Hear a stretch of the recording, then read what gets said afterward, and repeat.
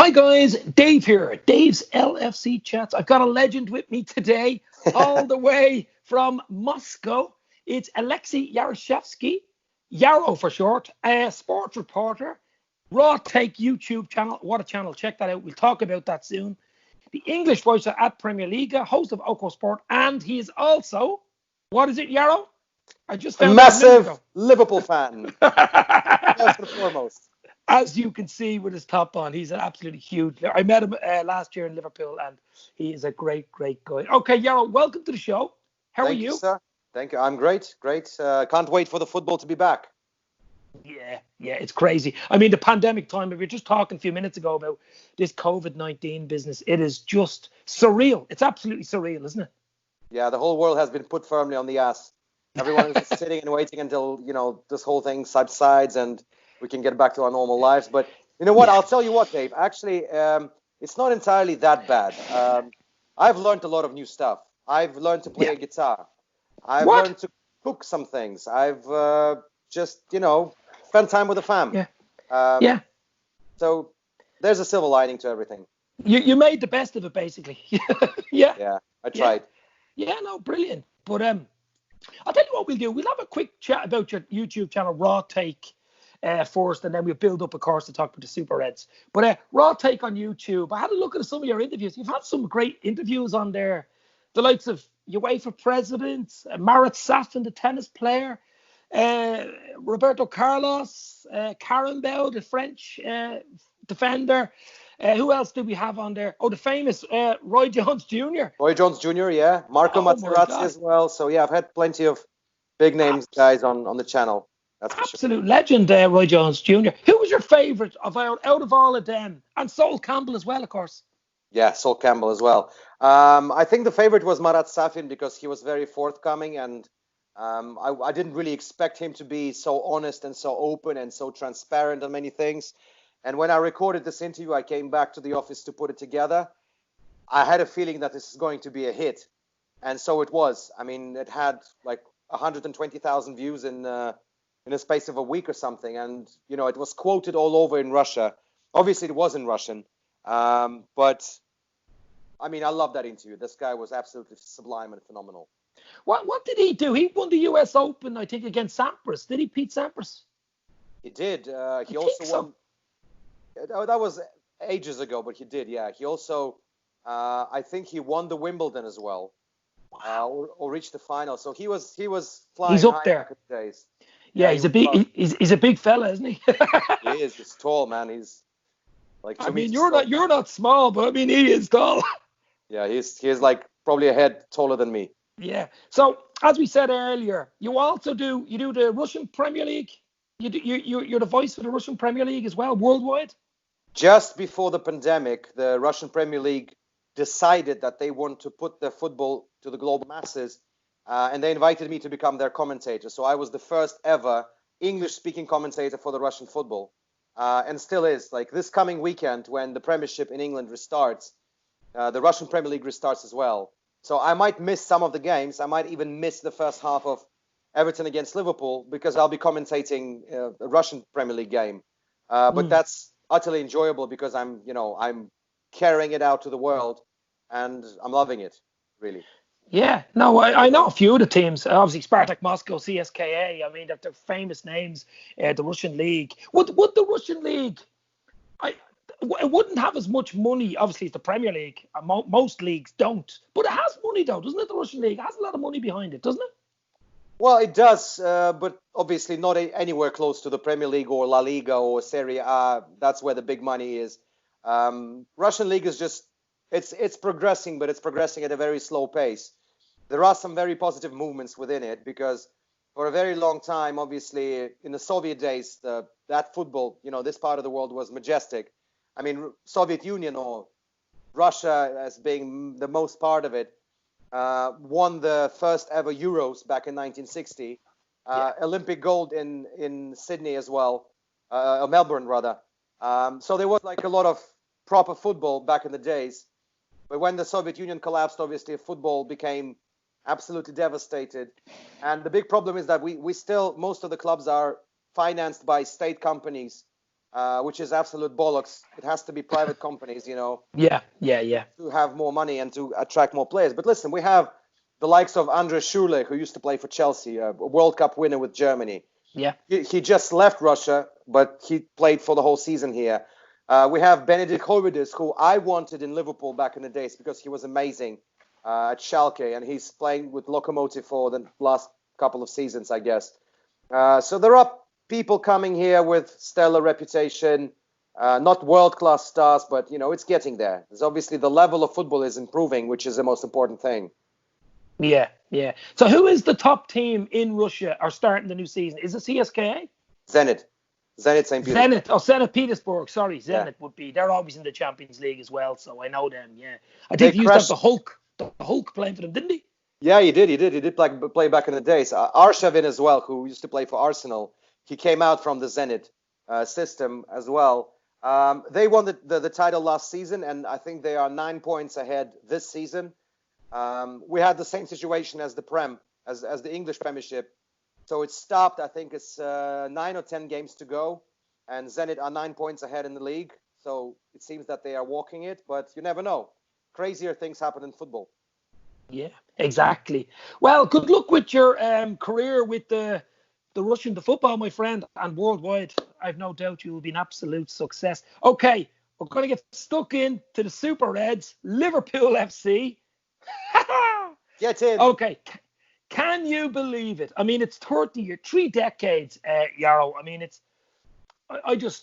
mean, the last time Liverpool won it in 1990, the World Cup 1990, remember?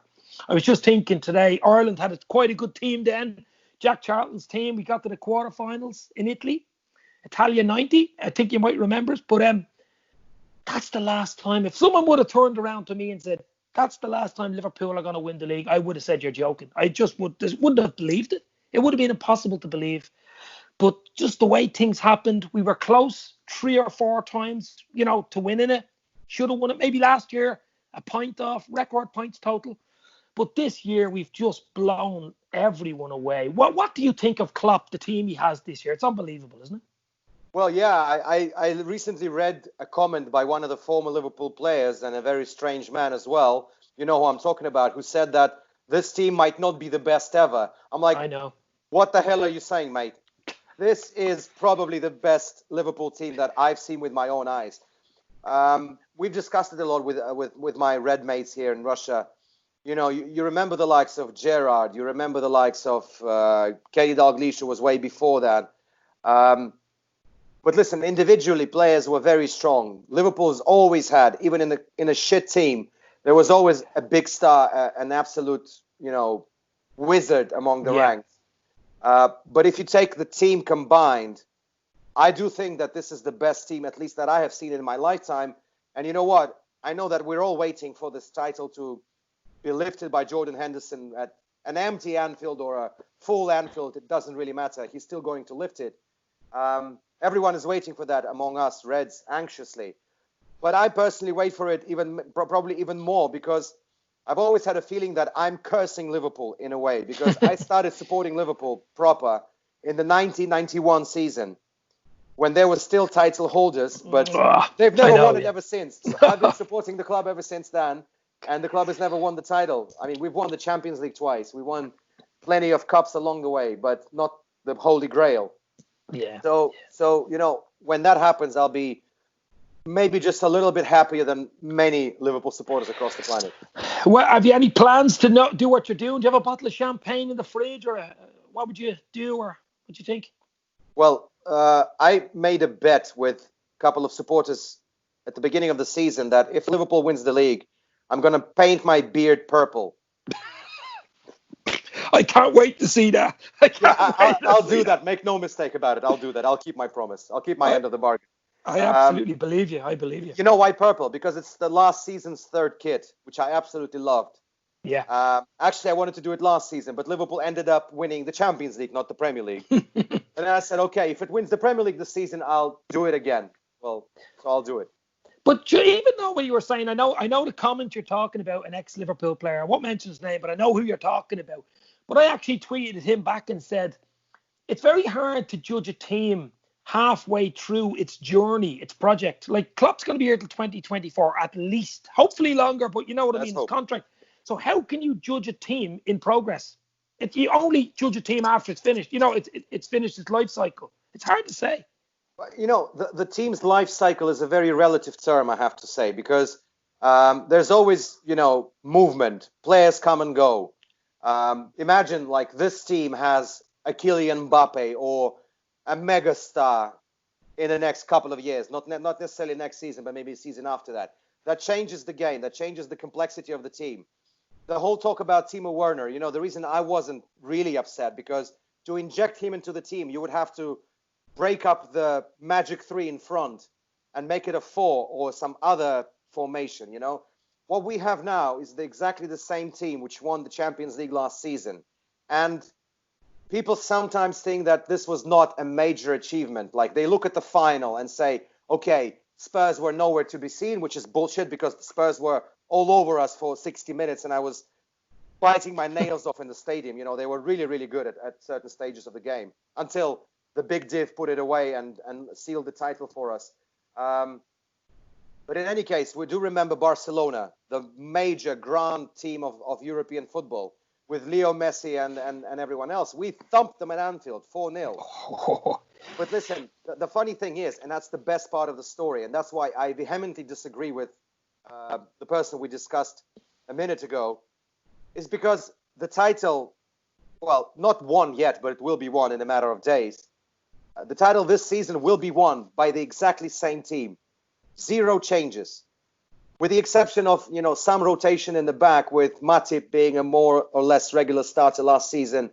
This time it's more Gomez or even sometimes Dejan, but, you know, it's the very same people who went to Madrid, who went to Anfield and smashed Barcelona, the very same lads. Yeah.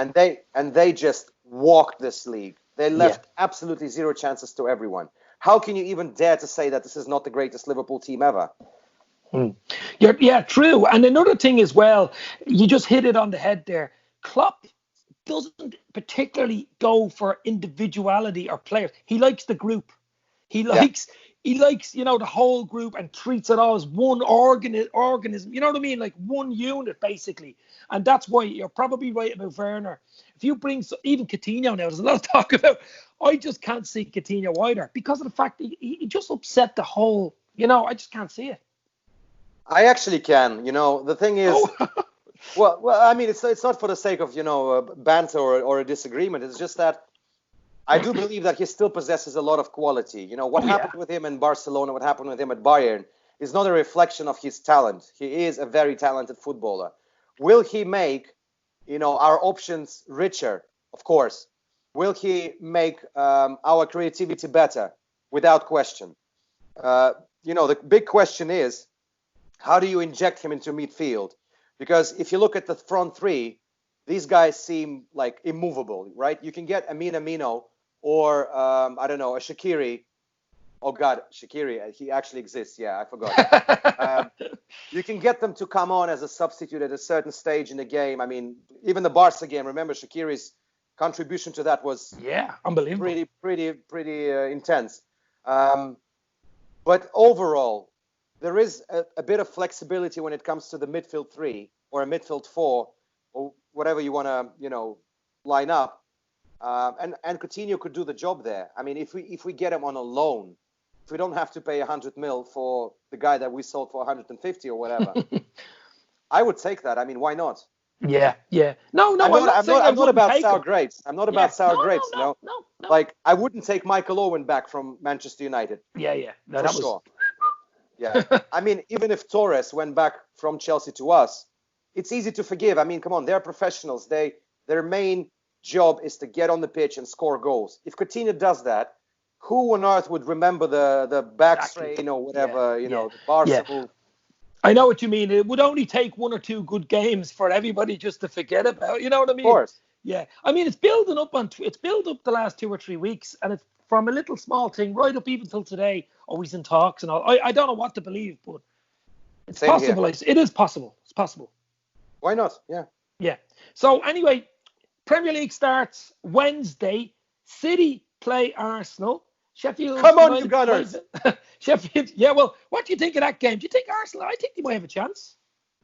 I think every team has a chance in football. It's 11 against 11 on the day. Yeah. There are always things like injuries. There are always things like red cards. There are always, calamities which can happen to a team which expects to win, or rather expected to win. I do believe that Arsenal, they can win, or at least get a draw. I mean, getting a draw would not really satisfy us, because we only need Arsenal to win to then clinch it at Goodison, because that would be mental. Yeah. Oh no, that would be Thierry unreal. No, but listen. Yeah, I know. But listen, even if it's not won at Goodison, which would be a dream, I'm hoping it can be done at Anfield on the Wednesday against Crystal Palace. The following Wednesday. That wouldn't be bad either. Yeah. But listen, winning the title with so many games to go, with a whatever, just winning the title. It doesn't matter. Games, records, point tallies. Scrap all that. Just the Holy Grail will be in our hands. Yeah, and it will absolutely. be. It will be. There's no question about it. And what about the 100 points? Do you think we should go for the 100 points then? I mean, I think we need 6 wins to get 100 points out of 9 games. Try break the 100-point barrier. It'd be nice as well, wouldn't it? Yeah, it would be nice for banter. But again, the one thing that matters to me, and I'm sure that many Reds fans will agree, that's the title itself. Yeah. I don't really care about points. Even if we seal the title and then lose all the games, I don't give a rat's ass, honestly. It would be cool to finish the season with just one game lost against Watford. It would be good. It would be good to surpass the 100-point mark. It would be good to set another record, so that this enters the folklore, that people can talk about this for ages, that this is a record-breaking team. And maybe then some of the former players can shut the hell up about this not being the greatest team in modern history. No, you're absolutely right, Yaro. Absolutely. But we're going to go now in a minute. It's been absolutely great talking to you. Actually, if you're ever in Dublin, give us a shout. We can have a nice pint. I don't know if you like a nice pint of Guinness in Dublin. Would love to. But it's been great. Raw Take will be down in the description. Check it out. It's an absolutely brilliant channel. Good luck in your career. Hope to meet you soon. This means more. Cheers, buddy. Up the Reds. Come on.